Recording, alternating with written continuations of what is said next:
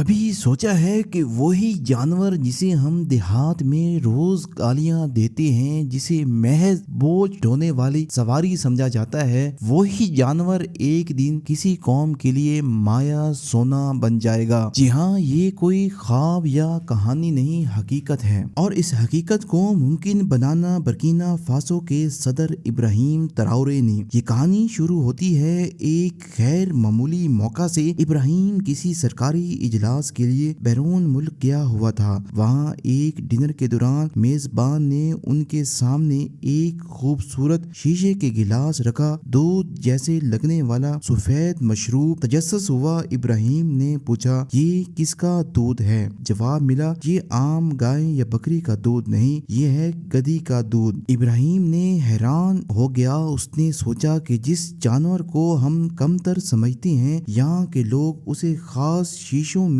डालकर इज्जत व एहतराम के साथ पेश करते हैं। मजीद पूछने पर पता चला कि ये दूध सिर्फ जायके में नहीं बल्कि सेहत और खूबसूरती के लिहाज से भी एक खजाना है। गहरी तहकीक के बाद ये बात सामने आई कि गधे के दूध में ऐसे कुदरती अज्जा पाए जाते हैं जो इंसान की जिल्द को निखारते हैं, जिस्म को बीमारियों से बचाते हैं और मुदाफती निजाम को मजबूत बनाते हैं। यूरोप और अमेरिका ये दूध और इससे बनी मसनूआत लाखों डॉलर में फरोख्त हो रही हैं। लोग उसे मजाक में नहीं बल्कि संजीदगी से लिक्विड गोल्ड यानी माया सोना कहते हैं। ये जानकर इब्राहिम ट्राओरे के ज़हन में एक ऐसा शोला भड़क उठा। उसने सोचा, मेरी कौम के हर गांव में, हर खेत में, हर घर के बाहर गधे बंधे होते हैं, मगर हमने कभी उनकी असल ताकत को पहचाना ही नहीं। अगर यही दूध हम आलमी मयार के मुताबिक प्रोसेस करें और दुनिया तक पहुंचाएं तो हमारी गुर्बत खुशहाली में बदल सकती है।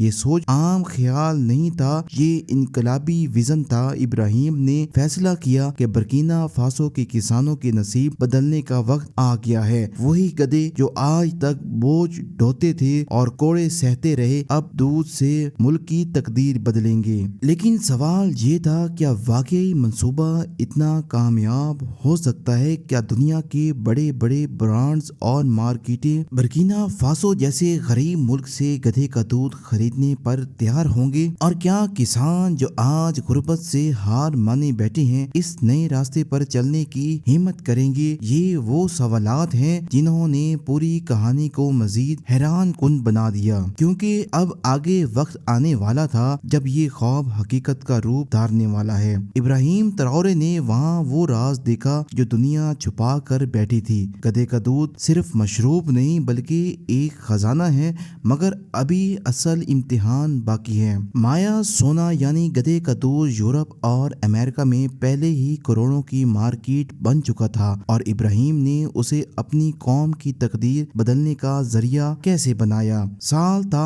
2023। दुनिया की बड़ी बड़ी मार्केटें पेरिस, लंदन और न्यूयॉर्क नई और अनोखी प्रोडक्ट्स की तलाश में थी। फैशन इंडस्ट्री, ब्यूटी कंपनीज ऐसी चीजें चाहती थी जो महंगी भी हों और नायाब भी। उस वक्त एक प्रोडक्ट दुनिया में धूम मचा रही थी, गधी का दूध। यूरोप की लेबॉर्टरियों में होने वाली तहकीक ने हैरान कुन नताइज दिखाए। माहिरीन ने बताया कि गधे के दूध में लाइसोजिम नामी कुदरती प्रोटीन होते हैं जो इन्फेक्शन और जरासीम को मारने की सलाहियत रखता है। यही प्रोटीन किसी और दूध में इतनी मिकदार में मौजूद नहीं होते। इसलिए रूमी बादशाहों से लेकर मिस्री मलका क्लियोपेट्रा तक सदियों से पहले भी अपनी खूबसूरती के लिए गधी के दूध का इस्तेमाल करते थे। अब ये राज फिर से सामने आया है। यूरोप में एक बोतल गधी का दूध तकरीबन 90 से 100 डॉलर तक बिकने लगा। फ्रांस और इटली में इस दूध से बनने वाले साबुन और क्रीमें सिर्फ अमीर तरीन लोग ही खरीद सकते हैं। अमेरिका में लिक्विड गोल्ड के नाम से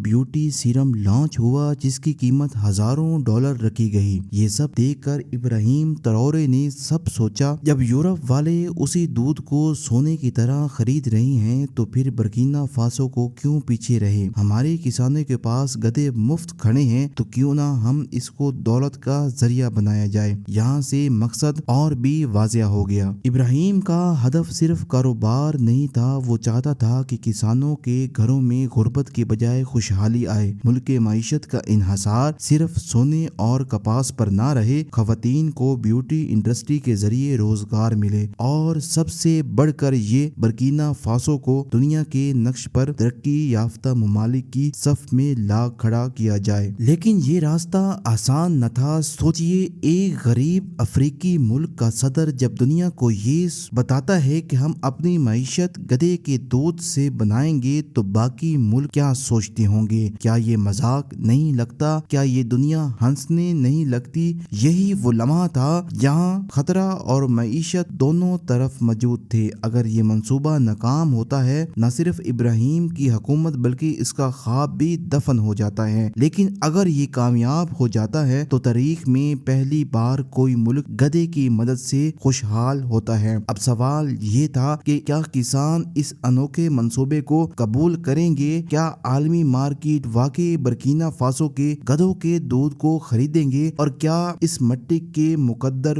واقعی بدلنے والا ہے؟ یورپ اور امریکہ میں گدھے کا دودھ لیکوڈ گولڈ بن چکا تھا۔ ابراہیم تراورے نے فیصلہ کیا کہ وہ اس خزانے کو اپنی قوم کی قسمت بدلنے کے لیے استعمال کرے گا۔ سال تھا 2024۔ ابراہیم تراورے نے ایک ایسا قدم اٹھایا برکینا فاسو کی تاریخ بدلنے والا تھا۔ دارالحکومت وگاڈوگو میں ایک بڑی تقریب ہوئی۔ اس تقریب میں اعلان کیا گیا پورے ملک میں گدھوں کے دودھ کی پروسیسنگ فیکٹریاں لگائی جائیں گی۔ خبر سن کر ہر طرف ہلچل مچ گئی۔ کچھ لوگ حیران تھے، کچھ ہنس رہے تھے اور کچھ یہ سوچ رہے تھے کیا یہ واقعی ممکن ہے یا نہیں۔ لیکن ابراہیم پرعزم تھا۔ اس نے کہا، ہم اپنے وسائل کی طاقت کو پہچانیں گے، چاہے دنیا ہمیں مذاق سمجھے۔ دیہاتوں میں جا کر کسانوں کو سمجھایا کہ ان کے گدھے صرف بوجھ اٹھانے کے لیے نہیں بلکہ سونے کے کان ہیں۔ ماہرین نے کسانوں کو ٹریننگ دی، انہیں بتایا کیا گدھوں کو کسی طرح بہتر خوراک دی جائے تاکہ زیادہ اور معیاری دودھ حاصل ہو۔ بیماریوں سے بچانے کے لیے ویکسین پروگرام شروع کیے گئے اور سب سے بڑھ کر یہ دودھ کو عالمی معیار کے مطابق پروسیس کرنے کے طریقے سکھائے گئے۔ اس کے ساتھ ساتھ ابراہیم نے فیصلہ کیا کہ صرف دودھ بیچنا کافی نہیں بلکہ اسے دودھ سے بنی مصنوعات تیار کرنی ہوں گی۔ یوں برکینا فاسو میں پہلی بار بیوٹی اور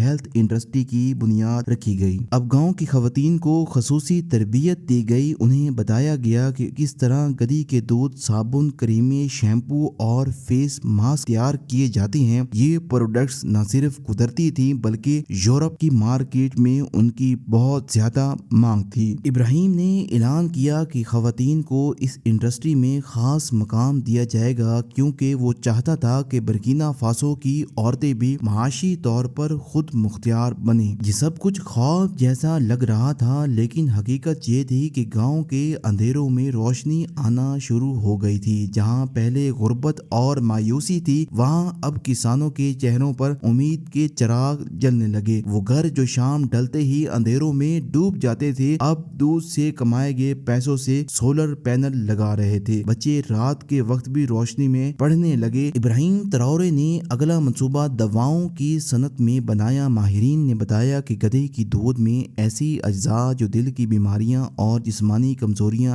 علاج کی مددگار ثابت ہوتے ہیں۔ یوں برکینا فاسو میں پہلی بار گدھے کے دودھ پر مبنی ادویات تیار ہونا شروع ہو گئی۔ چھوٹی چھوٹی فارما کمپنیز ان پروڈکٹس کو خریدنے کے لیے آ گئیں۔ سوچئے، ایک ایسا ملک جو دنیا کی نظر میں غریب ترین تھا اب ایک انوکھے جانور کے ذریعے عالمی مارکیٹ میں داخل ہو رہا ہے۔ لیکن یہ سب کچھ اتنا آسان نہیں تھا۔ کچھ طاقتیں چاہتی تھیں کہ یہ منصوبہ ناکام ہو جائے، کچھ بڑی کمپنیاں نہیں چاہتی تھیں کہ ایک چھوٹا افریقی ملک ان کی اربوں ڈالر کی انڈسٹری کو چیلنج کرے۔ فیکٹریاں لگ گئیں، کسانوں کو تربیت مل گئی، خواتین بیوٹی پروڈکٹس بنا رہی تھیں، بچے پڑھائی کر رہے تھے اور ایک نئی انڈسٹری جنم لے رہی تھی۔ لیکن جیسے ہی کامیابی کے آثار ظاہر ہوئے، بڑی طاقتیں اور مقابلے کھڑی کمپنیاں اس मंसूबे को रोकने के लिए सरगर्म हो गई। अब जब बर्किना फासो के गाँव में खुशहाली के चिराग जलने लगे, जब किसान, औरतें और बच्चे नई जिंदगी की तरफ बढ़ने लगे, तो बड़ी कंपनियां चौंक उठी। यूरोप और अमेरिका की कॉस्मेटिक इंडस्ट्री के बड़े बड़े मालिकान घबरा गए, क्योंकि वो जानते थे अगर बर्किना फासो का गधे का दूध आलमी मार्केट में आ गया तो उनके करोड़ों डॉलर का कारोबार डूब सकता है। चुनाचे 2024 के आखिर में आलमी मीडिया प्रोपेगेंडा शुरू हुआ। किसी ने कहा